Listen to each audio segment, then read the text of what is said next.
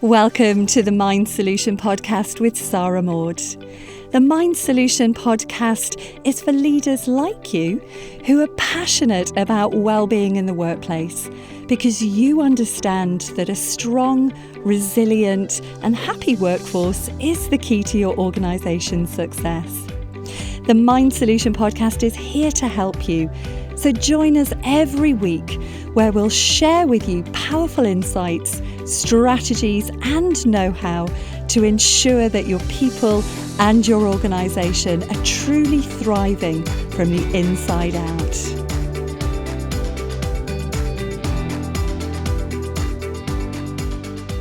Hi there, this is Sara Maude and welcome to another episode of the Mind Solution podcast. And today I want to share some insights into the profound impact that our words can have on our minds and our emotional states, and particularly how the language that we use shapes how we experience any given moment in time. Now, our minds are incredibly powerful. It's one of the reasons that I called my business the Mind Solution. But our minds are also surprisingly literal interpretators of the language that we use. So when we articulate our thoughts, whether that's internally or out loud, the words that we choose send direct messages to the subconscious mind, which influences our feelings. It influences how we're experiencing any given moment. So, for example, if you're going into a situation at work, whether you're going into a board meeting or a team meeting, or you're about to do a client pitch, and you're saying to yourself or your colleague, I don't want to feel anxious, I really don't want to feel anxious, then your mind focuses on the word anxious. Now, despite the negative construction of the sentence, the dominant word remains prominent in your thoughts, which then heightens those feelings of anxiety. And that's because our subconscious mind often overlooks negations like don't or not. So if you're saying to yourself, I don't want to feel anxious, the subconscious mind will overlook that, and instead it will respond more to the substance of what it is that we're saying rather than its intended direction. But on the other hand, if we're using language that actually describes what it is that we want to experience, how do we want this moment to be experienced? If we're using language like, I want to feel calm, it shifts the focus. And whatever it is that we're placing our focus of attention on is where our energy flows. So using language that actually describes what it is that we want to experience, it sets the mind off on an inner journey to find what that word means. Now, words themselves are nominalizations, so they mean different things to different people. So if you're saying to yourself, I want to feel calm, or I feel calm, then you're guiding your subconscious mind towards that emotional state.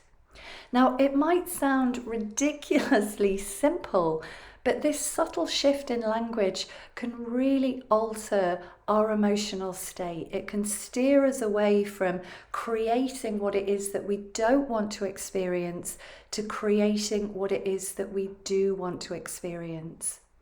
And I see this all the time with my private one-to-one clients. When I talk to them about what is it that you really want to have happen, what is it that you would love to experience, what would you love to create, they are brilliant at telling me all the things that they don't want to experience. So they might say to me, I don't want to experience all this fear around public speaking. I don't want to feel this dread in the pit of my stomach when I know that I've got to deliver a presentation. I don't want to start feeling nervous the night before a business pitch. And I say to them, okay, but what is it that you do want to experience? And often there's a sort of pause because they become quite confused because they think in their mind they've described what it is that they don't want. But as I'm highlighting here, all that they've done is describe the emotional state that they don't want to experience instead of what it is that they do want to experience.